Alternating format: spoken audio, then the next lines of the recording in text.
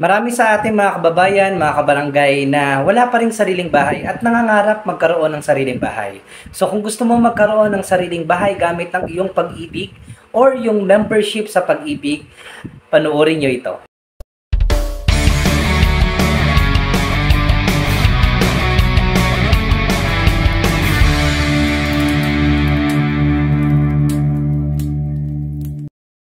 So, desidido ka na magkaroon ng sariling bahay.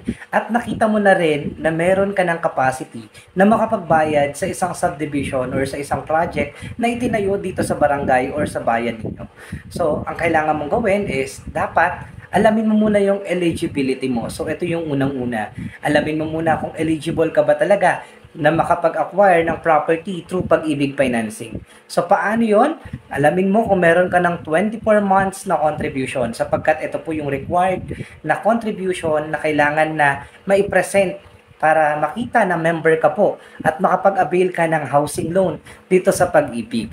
So, number 2, kung ikaw naman po ay natigil na sa paghuhulog or medyo natagalan na yung hindi nyo na-update yung inyong sariling pag-ibig. Pero, kayo po ay alam ninyo na nakapaghulog naman po kayo before.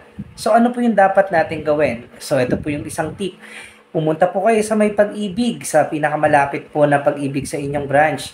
At hingi po kayo ng ISAB or yung statement po ng meron po kayo na ihulog dito. So, i-update nyo po yun para makahingi po kayo ng documents, no?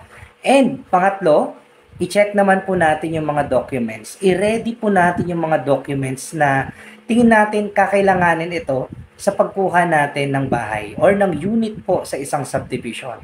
So, there are different types of documents po or mga requirements na hinihingi ng isang developer. Depende na po yan kung saang developer po yung nagustuhan ninyo. So, with that, maraming salamat. And kung gusto mong mag-avail ng unit or gusto mong magkaroon ng sariling bahay, message mo lamang po ako. I will assist you to your home buying journey. Maraming salamat.